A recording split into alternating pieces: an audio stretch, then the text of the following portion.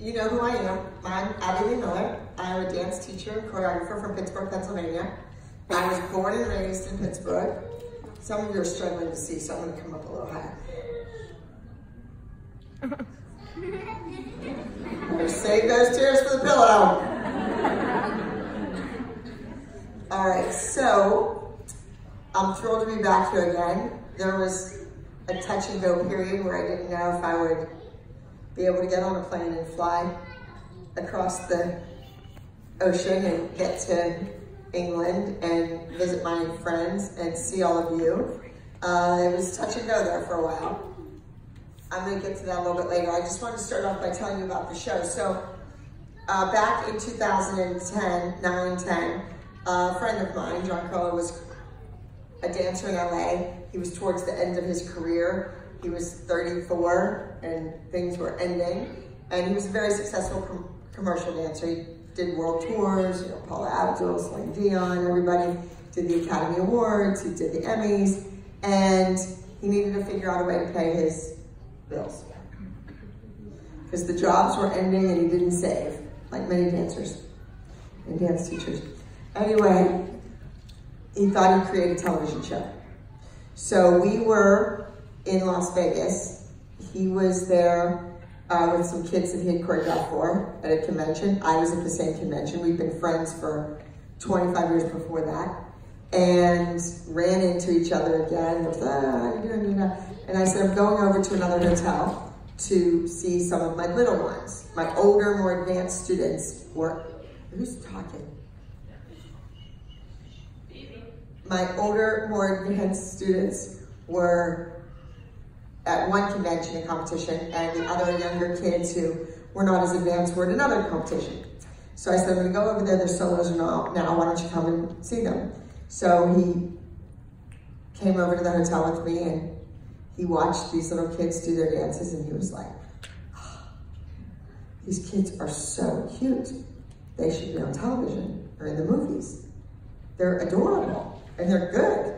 And they're really good. And then I took him outside and he met their mothers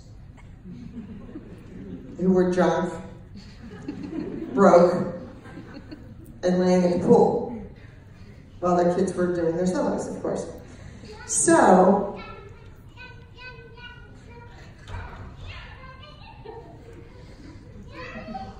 then, from that moment on, he started creating a television show based on the kids, their mothers. You know, it was an ongoing thing. The pageant show was already on TV, and the housewives were starting. So reality TV was huge right then.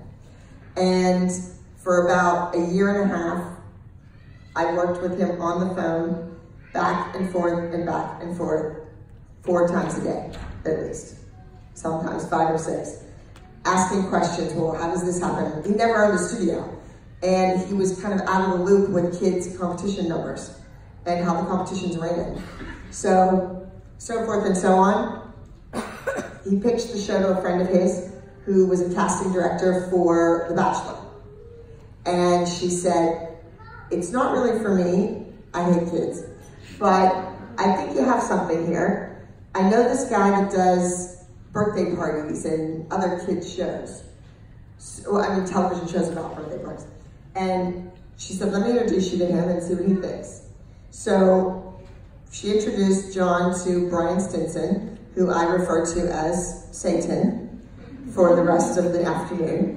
And together, they joined the partnership and they sold the show. They went around and pitched it to production companies. And they walked into Collins Avenue Productions, who had never had a hit in their lives, who didn't have a show on the air, who never had a series go more than 1 season. And they pitched it, they got involved, they gave them some money to shoot a sizzle. And a sizzle reel is about a 3-minute clip of what the show is going to be about, and that's how you sell a television show. Girls, you're gonna have to sit down. Sit down right now. Sit in a chair. And they pitched the show. 11 networks were interested. Then it went to 6, and then, 5, 4, 3, 2, and it came down to Lifetime and Bravo. And darn, Lifetime bought the show. Bravo is much better to deal with. And that was it. They came to Pittsburgh, and they interviewed 30 families. There were 30 families. 27 were from my studio. 27 out of the 30 families. 2 additional families were from an organization I belonged to. They were dance teachers, and they had little boys, their own children. And I thought the boys were just hysterical, and they would win the competitions all the time, and I thought they would make great TV, so I told them to come. And the 30th person was Kathy.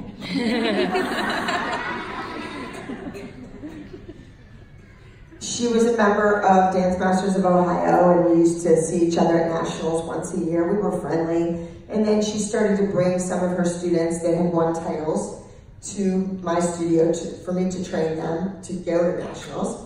And I would only do it if I didn't have my own student against them in that category.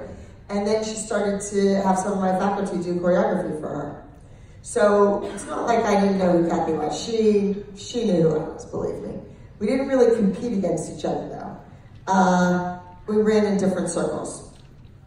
States are side by side, but completely different circles. So then she brought Vinny in, and the entire time they were in the interview, with the cameras rolling, she kept bribing the kid with food. Well, if you do this step, I'll give you a candy bar. If you do this step, I'll take you out for spaghetti. If you do that. And believe it or not, Vivian was the first one cast on the show. Now just imagine if we had to do over 500 numbers with Vivian. I would not be here today. I would have pulled the plug, believe me. Yes.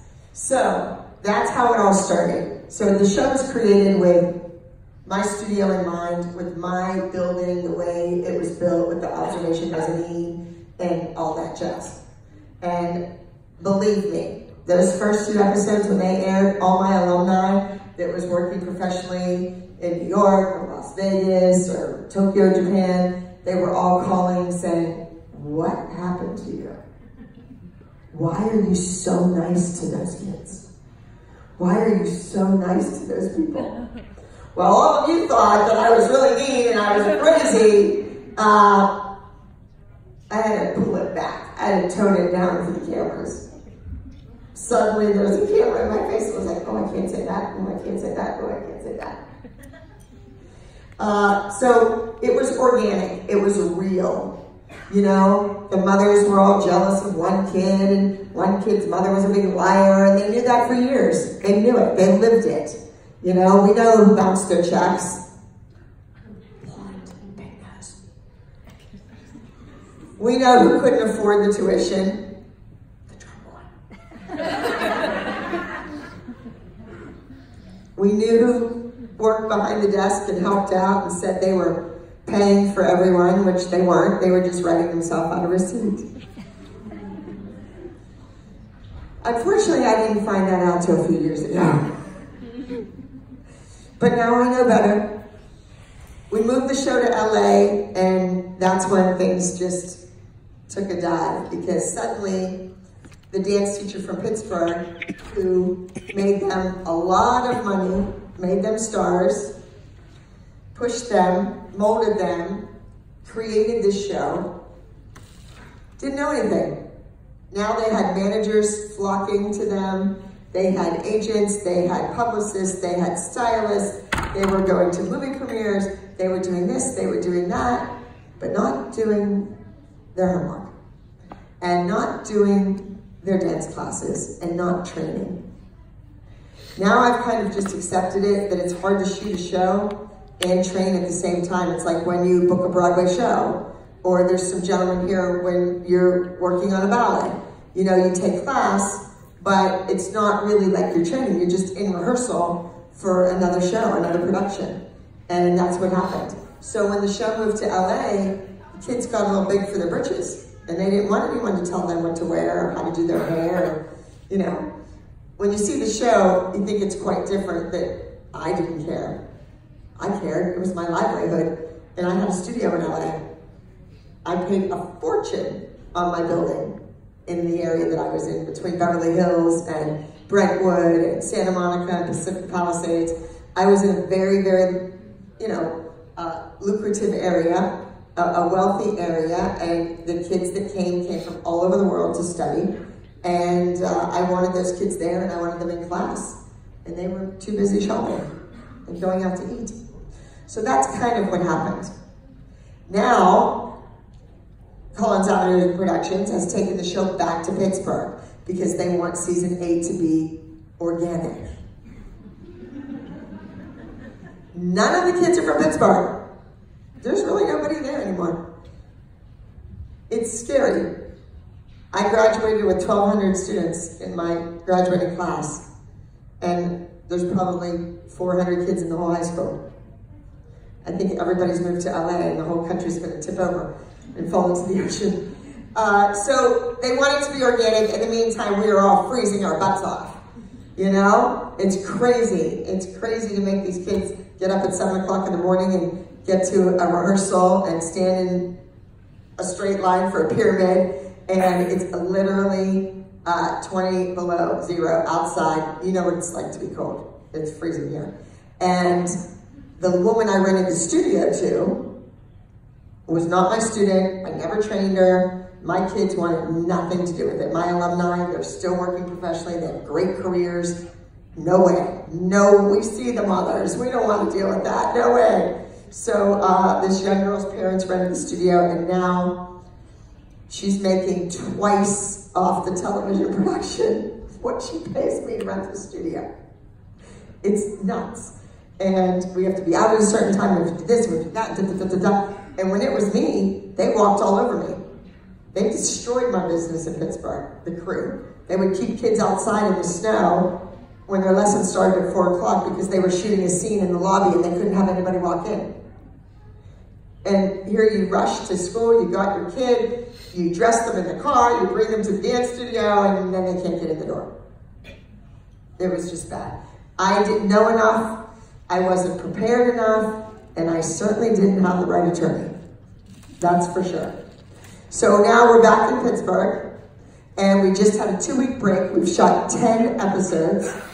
We're off for 2 weeks, and did we go someplace hot and sunny? No. We came here to see all of you. So let's give